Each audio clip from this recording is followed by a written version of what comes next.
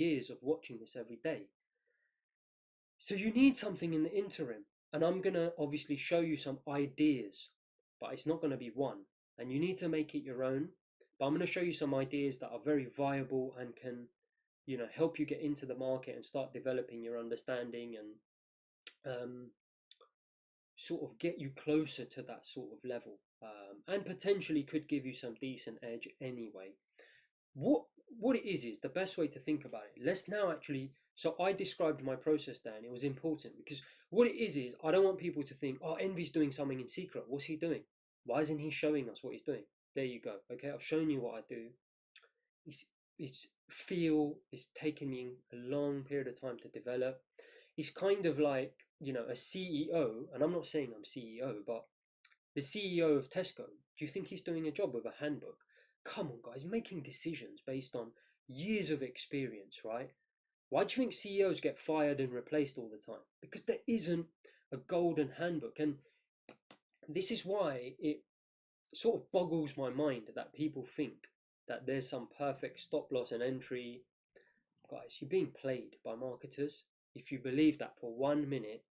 And forgive me if this isn't you, but if anyone out there, and I'm going to be incredibly blunt, and I mean this in a way that I'm trying to help you, if you think that there is a perfect entry and a perfect place to put your stop loss, I don't mean this in a rude way, but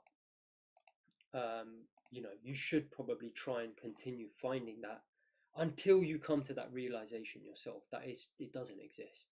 It just isn't there, and I'll tell you why. And it brings me on to my next point, because what's the market doing? So for example, let's say we're in this imbalanced up state, and don't worry, I'm going to give you some ideas about how to enter the market and how to develop them into your own, and that's why the Heikin Ashi does help.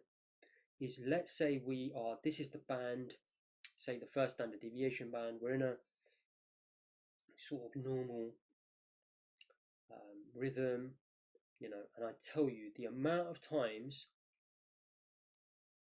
that the market is, let's say you enter there, right? So many people are going to put their stops there. You enter somehow on the turn, some trend line break or whatever guys are doing, doesn't matter. Market will do this, take out your stop, and then say thank you very much, and then up we go, and then your target gets hit. How many times does that happen? Then you might say, oh, do you know what, Envy? That's all right. I'm going to use a method where I just put this 10 pips below here. Guys, do you know what's going to happen? The next few times or whatever, there's going to be plenty of occurrences where the market just takes that out and then goes. Okay, or you might say, actually, fine. Do you know what then? I'm just going to put my stop here. And the market's going to come down, take 2 stops out and go. Guys, it's going to drive you mental, okay? And there's so many variations, you know this. You cannot predict with any certainty what this thing is going to do. That's why I'm quite loose myself, because I tried all of that stuff. Honestly, it got to the stage where I just dropped it and said, you know what, I'm gonna focus on getting my hypothesis so good that it allows me a bit of freedom with my entry. I'm not going to worry too much about where I enter and stuff. Of course, I use the order flow I said, and I do it very dynamically. I talked about this in the last section. I use a core satellite approach. It's similar to like what fund managers are doing, where I will play with my cost basis. I'll get in, I might take some off, I might scale some in, scale some out, whatever. Keep continuing playing with my cost basis, but I'm not sitting here thinking about my stop loss. I'm thinking more about my sort of entry relative to probability. And again, that comes with time. Until then, you need something, right? But it's not going to be perfect because of these reasons. You're always going to have a method that sometimes works in some conditions and sometimes doesn't work in others. Yeah, the market's going to, even you enter here and you're going to start going up, and then it's going to do that, and then it might do that, and then it might take the second one out, and then it might go. Do you see what I mean? And then it even takes that one out. It's, at the end of the day, you got 2 options to deal with this, right? You've got to take a trade-off, basically. And I've heard it called information risk versus price risk. Information risk is basically, you've got to decide what you prefer. Okay, so let me explain this to you. The further up here you get in, or here, for example, or whatever, you're taking on price risk. Why is that? Because you're paying a worse price. What's the exchange for that? You're getting information. Confirmation, they call it. The alternative is you get in really early, but you have information risk. Why is that? You've got no price risk, not no price risk, but very low price risk, because you got in at a good price and maybe your stops here, it's very tight. But you're lacking this piece of information. So you've really got to figure out, A, do I want, to pay that price, but get obviously the information, and therefore I'm going to enter once the market turns. So I'm going to explain that to you in a second. Or do I want to enter earlier and, forego some of that information, but get price, less price risk. The other thing is, so that's entry, okay? The other thing is stop loss. So I told you, my stop loss is miles away. I'm going to do it manually. It's way too advanced for you right now. You need to have somewhere to put your stop, okay? So to get you started, I'm going to give you two options. Either you can put it at the swing low and obviously take the risk that, sorry, didn't mean to delete all of that. And, so let's look at this again. So let's say you enter somewhere around there. Let's say you enter there. I'm going to show you this. You can put your stop here, right? A lot of times it is going to stop you out, but as soon as it turns again, see, you need to be ready to enter again. And this is why everyone's different. Some people like to sit here, watch it. If it turns, was there some absorption here? What happened in the order flow? Yep, I'll get back in. Honestly, for me, I moved away from the depth of market, and I kind of like the more relaxed approach. So that's why, rather than stare at it, I'll give it a bit of room. I wait for things to happen. But if you put your stop too tight,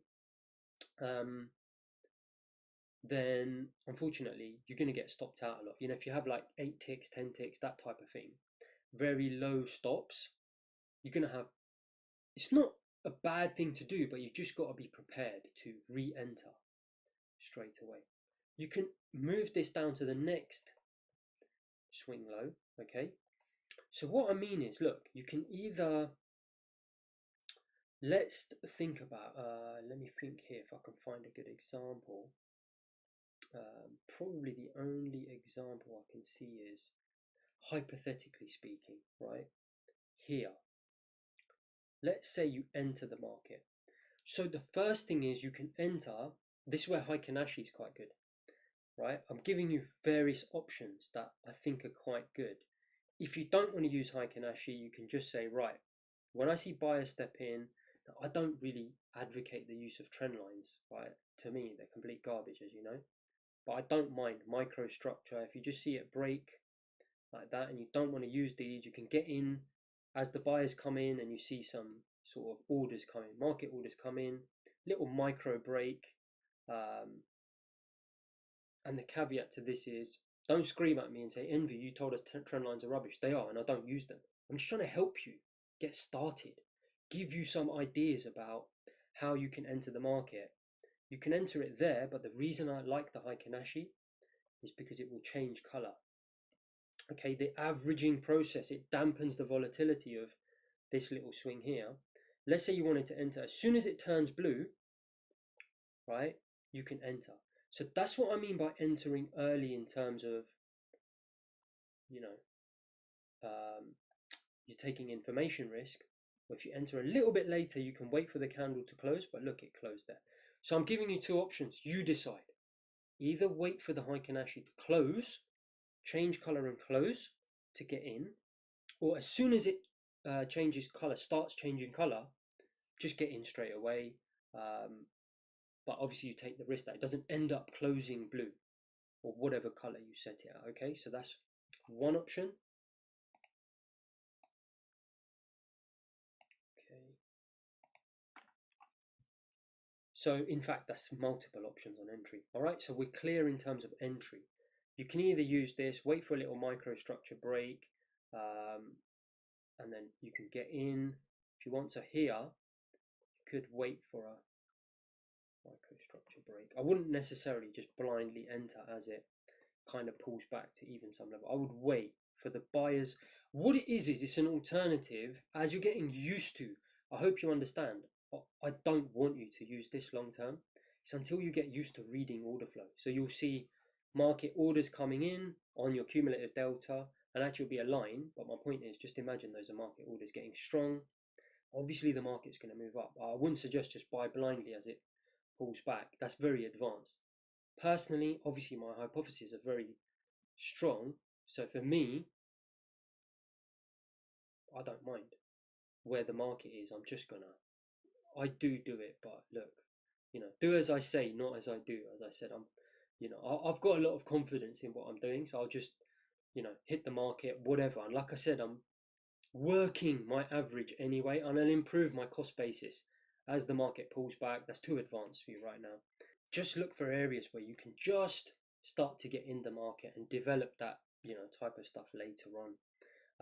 So yeah, this is one. This is why I say just wait for a little sort of microstructure break, um, and at the same time just watch cumulative delta, which we'll bring on later. Okay, but it'll get you just in the market. That's what it does. It just forces you to hit buy, get in the market, and start watching the order flow. That's why I want you to do this, and it will also just keep you motivated. It'll keep you in the market. It'll give you a way of getting started. Because for you to go from here to where I am, how are you going to do that? Just like that. You're not. You're going to have to take steps. So I hope you appreciate that this stuff makes me cringe, right? Even drawing trend lines and stuff. But I'm doing it because I want to be fair. I don't want to just desert you guys and say, no, you've got a great context. You're getting the best stuff in the market, which, let's be honest, you are in terms of developing context. But I want to help you all the way. I really appreciate, as I've said before in one of the videos, the amount of people that have said, yeah, do you know what, Envy? We do want to look at institutional stuff and, we want you to teach us. And I kind of feel a sense of responsibility to at least help you close that bridge. And this is a great way to get you started rather than just saying figure it out for yourself. I hope you can see I'm really trying my best to give you stuff that I don't necessarily feel comfortable with, but I think it's a really good way of closing the gap, so you can at least get started and start to develop. And actually, I still think even this stuff, what I'm showing you here, is 10 times better than what's out there anyway. Even though I don't necessarily believe in this mechanical type of entry style, I don't think it's going to obviously get you to those heights, dizzy heights that you want to get to. Let's be honest. If it was that easy, or there was one particular method, I've said it a million times, an algorithm will just wipe that edge out in 2 seconds. You've seen the competition in this market. So